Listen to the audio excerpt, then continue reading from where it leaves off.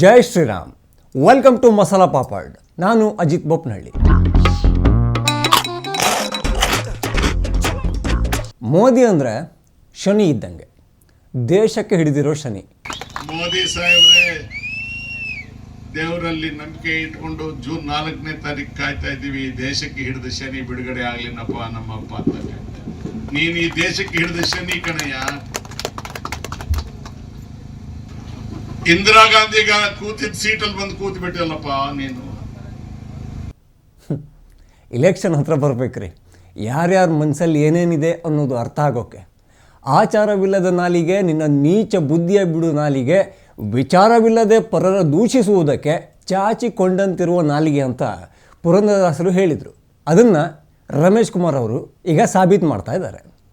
ಮೈಸೂರಲ್ಲಿ ಭಾಷಣ ಮಾಡಿದ ಅವರು ಮೋದಿ ಅಂದರೆ ದೇಶಕ್ಕೆ ಹಿಡಿದಿರುವ ಶನಿ ಅಂತ ಹೇಳಿಬಿಟ್ರು. ಅವರು ಹೇಳಿದ್ದು ಅರ್ಧ ಸತ್ಯ. ಮೋದಿ ಶನಿ ಥರ ಕಾಡ್ತಾ ಇರೋದು ಹೌದು, ಆದರೆ ದೇಶವನ್ನಲ್ಲ, ಬದಲಾಗಿ ಕಾಂಗ್ರೆಸ್ ಪಕ್ಷವನ್ನು ಮಾತ್ರ. ದೇಶದ ಜನರಿಗೆ ಮೋದಿ ಕಾಡ್ತಾ ಇಲ್ಲ, ಬದಲಾಗಿ ಕಾಳಜಿ ಮಾಡ್ತಾರೆ ಅನ್ನೋದು ಗೊತ್ತಿಲ್ವಾ? ಲೂಟಿ ಮಾಡೋದನ್ನೇ ರಾಜಕಾರಣ ಅನ್ನೋ ಕಾಂಗ್ರೆಸ್ ಬುದ್ಧಿ ಮೋದಿಗಿಲ್ಲ. 3-4 ತಲೆಮಾರಿಗೆ ಆಗುವಷ್ಟು ಹಣವನ್ನು ಮೋದಿ ಮಾಡಿಕೊಂಡಿಲ್ಲ. ನನ್ನ ಗಂಡನ ಪ್ರಾಣ ಕಳ್ಕೊಂಡಿದ್ದಕ್ಕೆ, ನನ್ನ ಮಗನ ಕಷ್ಟಕ್ಕೆ, ನಮ್ಮ ಅತ್ತೆಯ ಕಷ್ಟಕ್ಕೆ, ನೆಹರು ಮಾಡಿದ ಕಷ್ಟಕ್ಕೆ ಈ ದೇಶದ ಜನ ನಮ್ಮ ಋಣ ತೀರಿಸಿಕೊಳ್ತಾ ಇದ್ದಾರೆ ಅಂತಕ್ಕಂಥ ಒಂದು ಸಮಾಧಾನ ಇವತ್ತು ಸೋನಿಯಾ ಗಾಂಧಿ ಅವರಿಗೆ ಆದ್ರೆ, ನಾವೆಲ್ಲರೂ ತಿಂತಕ್ಕಂಥ 2 ಹೊತ್ತಿನ ಊಟ ಸಾರ್ಥಕ ಆಗುತ್ತೆ. 3-4 ತಲೆಮಾರುಗಳಿಗೆ ಆಗುವಷ್ಟನ್ನು ನಾವು ಮಾಡಿಕೊಟ್ಟಿದ್ದೇವೆ. ನೆಹರು, ಇಂದಿರಾ ಗಾಂಧಿ, ಸೋನಿಯಾ ಗಾಂಧಿ ಹೆಸರಲ್ಲಿ ಈ ಕಿಂಚತ್ತು ತ್ಯಾಗಕ್ಕೆ ನಾವು ತಯಾರಾಗದೆ ಹೋದ್ರೆ ನಾವು ಇನ್ನು ಮುಂದಕ್ಕೆ ತಿಂತಕ್ಕಂಥ ಅನ್ನದಲ್ಲಿ ಹುಳು ಬೀಳುತ್ತೆ. ಇನ್ನು ಮೋದಿಗೆ ಶನಿ ಅಂತ ಹೇಳಿದ್ಯಾರು?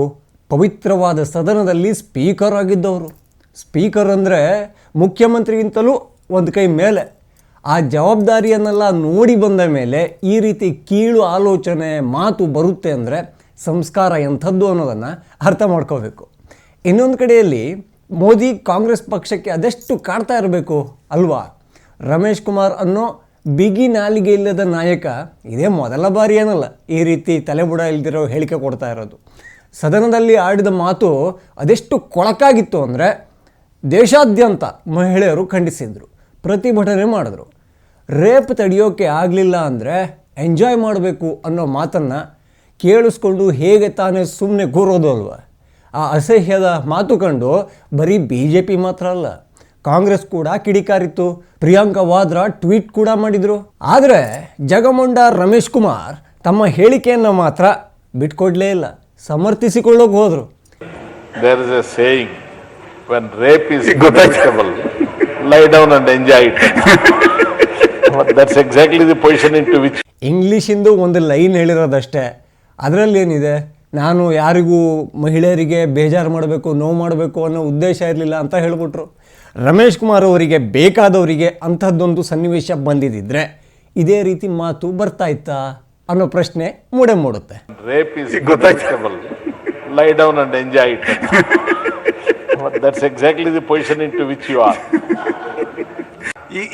ನಾನು ಇಂಗ್ಲಿಷ್ ಭಾಷೆಯಲ್ಲಿರ್ತಕ್ಕಂಥ ಒಂದು ಮಾತನ್ನು ಉಲ್ಲೇಖ ಮಾಡಿದೆ ಅಷ್ಟೇ. ಹೆಣ್ಣಿಗೆ ಅಪಮಾನ ಮಾಡೋದು, ಅಥವಾ ಸದನದ ಗೌರವ ಕಡಿಮೆ ಮಾಡೋದು, ಅಥವಾ ಒಂದು ಲಘುವಾಗಿ ಇಲ್ಲಿ ವರ್ತಿಸಬೇಕು ಅಂತಕ್ಕಂಥ ಯಾವ ದುರುದ್ದೇಶವೂ ನಮಗಿರಲಿಲ್ಲ.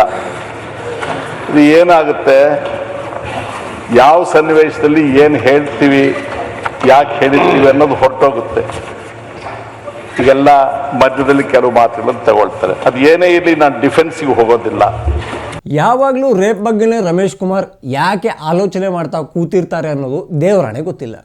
ಸ್ಪೀಕರ್ ಆಗಿದ್ದಾಗ ಆ ಕುರ್ಚಿ ಮೇಲೆ ಕೂತು ಮತ್ತೊಮ್ಮೆ ರೇಪ್ ವಿಚಾರ ತೆಗೆದಿದ್ರು. ನನ್ನ ಸ್ಥಿತಿ ರೇಪ್ಗೆ ಒಳಗಾದ ಮಹಿಳೆಯಂತೆ ಆಗಿದೆ, ರೇಪ್ ಒಂದೇ ಸಲ ಆಗೋಗುತ್ತೆ, ಎಲ್ಲಿ ಮಾಡಿದರು, ಹೇಗೆ ಮಾಡಿದರು, ಎಷ್ಟೊತ್ತು ಮಾಡಿದರು, ಅಬ್ಬಬ್ಬಬ್ಬಬ್ಬ. ಇದನ್ನು ಸದನದಲ್ಲಿ ಸಭಾಪತಿಗಳ ಸ್ಥಾನದಲ್ಲಿ ಕೂತು ಹೇಳಿದರು ರಮೇಶ್ ಕುಮಾರ್. ಅತ್ಯಾಚಾರ ಅನ್ನೋದು ಒಂದು ತಮಾಷೆ ವಿಚಾರನ?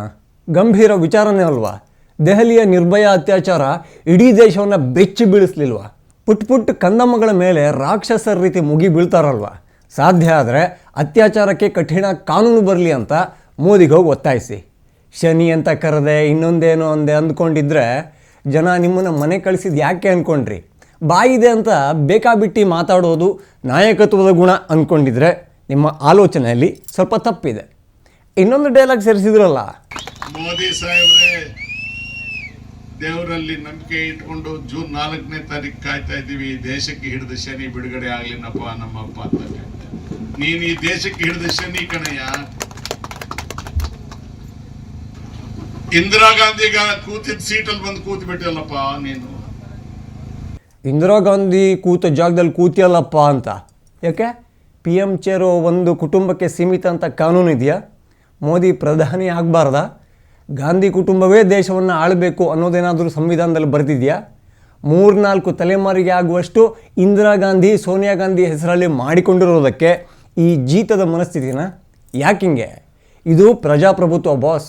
ಜನ ಡಿಸೈಡ್ ಮಾಡ್ತಾರೆ ದೇಶನ ಯಾರ ಕೈ ಕೊಡಬೇಕು ಅನ್ನೋದನ್ನು, ಯಾರನ್ನ ಸೋಲಿಸಿ ಥೈಲ್ಯಾಂಡ್ ಟ್ರಿಪ್ಪಿಗೆ ಕಳಿಸ್ಬೇಕು ಅನ್ನೋದನ್ನು ಕೂಡ ಜನರೇ ನಿರ್ಧಾರ ಮಾಡೋದು. ಸ್ವಾತಂತ್ರ್ಯ ಸಿಕ್ಕಿ ಇಷ್ಟು ವರ್ಷ ಆದರೂ ಗುಲಾಮಿ ಮನಸ್ಥಿತಿಗೆ ಹೋಗ್ತಿಲ್ಲ ಅಂದರೆ ಏನು ಹೇಳೋದು? ನೋಡಿ, ಮೋದಿಯನ್ನು ದ್ವೇಷ ಮಾಡೋ ಒಂದು ಗುಂಪು ಇದ್ದೇ ಇದೆ. ಆದರೆ ಪ್ರೀತಿಸೋ ಬೆಂಬಲಿಸೋ ಇನ್ನೊಂದು ಗುಂಪು ಎದುರು ತೀರಾ ಕುಬ್ಜ ಅನಿಸ್ಬಿಡುತ್ತೆ. ಥೇಟ್ ನಿಮ್ಮ ಮನಸ್ಥಿತಿ ಥರ. ಪಕ್ಷದಿಂದ ದೂರ ಆಗಿದ್ದೀರಿ, ರಾಜಕಾರಣದಲ್ಲಿ ಕಾಣೆಯಾಗೋ ಸೂಚನೆ ಕೊಟ್ಟಿದ್ದೀರಿ, ರೇಪ್ ಹೇಳಿಕೆಗೆ ನಿಮ್ಮ ಮೇಲಿದ್ದ ಗೌರವವನ್ನು ನೀವೇ ಕಳೆದುಕೊಂಡಿದ್ದೀರಿ. ಈಗ ಮೋದಿಗೆ ಶನಿ ಅಂದಿದ್ದೀರಿ. ಇರಲಿ ಬಿಡಿ, ಶನಿಯನ್ನು ಕೂಡ ನಾವು ದೇವರು ಅಂತಲೇ ನೋಡೋದು, ಆರಾಧನೆ ಮಾಡೋದು. ಶನಿ ಕಷ್ಟವನ್ನಷ್ಟೇ ಕೊಡೋನಲ್ಲ, ಕಷ್ಟದಿಂದ ಪಾರು ಮಾಡೋ ಶಕ್ತಿಯೂ ಹೌದು. ಅದೇನೋ ಜೂನ್ 4ಕ್ಕೆ ದೇಶಕ್ಕೆ ಹಿಡಿದಿರುವ ಮೋದಿ ಅನ್ನೋ ಶನಿ ಬಿಟ್ಟೋಗುತ್ತೆ ಅಂದ್ರಲ್ಲ, ಪಕ್ಕನಾ? ಫಿಕ್ಸಾ? ಡೌಟೇ ಇಲ್ಲ ಅಲ್ವಾ? ಬಟ್ ನಾನು ಮಾತ್ರ ನೀವು ಹೇಳಿರೋ ಶನಿಗೆ ಓಟ್ ಹಾಕೋದು. ಆ ಶನಿಗೆ ಮನಿನೂ ಬೇಡ, ಹನಿನೂ ಬೇಡ. ಶನಿ ಕೈ ಕ್ಲೀನಾಗಿದೆ, ಶನಿಯ ಮನಸ್ಸು ಶುದ್ಧವಾಗಿದೆ. ಈ ಶನಿ ಹಿಂದೂ ಅನ್ನೋಕ್ಕೆ ನಾಚಿಕೆ ಪಟ್ಕೊಳ್ಳಲ್ಲ. ಇದೇ ಶನಿ ಆಧ್ಯಾತ್ಮ ಅಭಿವೃದ್ಧಿ ಎರಡನ್ನೂ ಸಂಭಾಳಿಸ್ಕೊಂಡು ಹೋಗ್ತಿದ್ದಾರೆ. ಆದರೆ ಈ ಶನಿ ಮಾತ್ರ ಕಾಂಗ್ರೆಸ್ ಪಕ್ಷಕ್ಕೊಂದು ಗತಿ ಕಾಣಿಸಿನೇ ಜೋಳಿಗೆ ಹಾಕ್ಕೊಂಡು ಹೋಗೋದು ಪಕ್ಕ.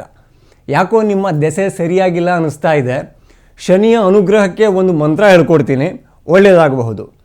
ನೀಲಾಂಜನ ಸಮಾಭಾಸಂ ರವಿಪುತ್ರಂ ಯಮಾಗ್ರಜಂ ಛಾಯಾ ಮಾರ್ತಾಂಡ ಸಂಭೂತಂ ತಂ ನಮಾಮಿ ಶನೈಶ್ಚರಂ. ಶನಿ ಒಳ್ಳೇದು ಮಾಡಲಿ. TV ವಿಕ್ರಮದ ಎಲ್ಲ ಅಪ್ಡೇಟ್ಸ್ಗಾಗಿ ಚಾನಲ್ನ ಸಬ್ಸ್ಕ್ರೈಬ್ ಮಾಡಿ. ಬೆಂಬಲ ಪ್ರೋತ್ಸಾಹ ನಮ್ಮ ಮೇಲಿರಲಿ. ಜೈ ಶ್ರೀರಾಮ್. TV ವಿಕ್ರಮ, ದೇಶ ನಿಮ್ಮ ಕೈಯಲ್ಲಿ. ಈ ಕಾರ್ಯಕ್ರಮ ನಿಮಗೆ ಇಷ್ಟ ಆಗಿದ್ದಲ್ಲಿ ಲೈಕ್, ಶೇರ್ ಹಾಗೂ ಕಮೆಂಟ್ ಮಾಡಿ. TV ವಿಕ್ರಮದ ಕಾರ್ಯಕ್ರಮಗಳನ್ನು ನಿರಂತರವಾಗಿ ವೀಕ್ಷಿಸಲು ಸಬ್ಸ್ಕ್ರೈಬ್ ಮಾಡಿ, ಬೆಲ್ ಐಕನ್ ಒತ್ತಿ. ಈ ಕಾರ್ಯಕ್ರಮ ನಿಮಗೆ ಇಷ್ಟ ಆಗಿದ್ದಲ್ಲಿ ಲೈಕ್, ಶೇರ್ ಹಾಗೂ ಕಮೆಂಟ್ ಮಾಡಿ.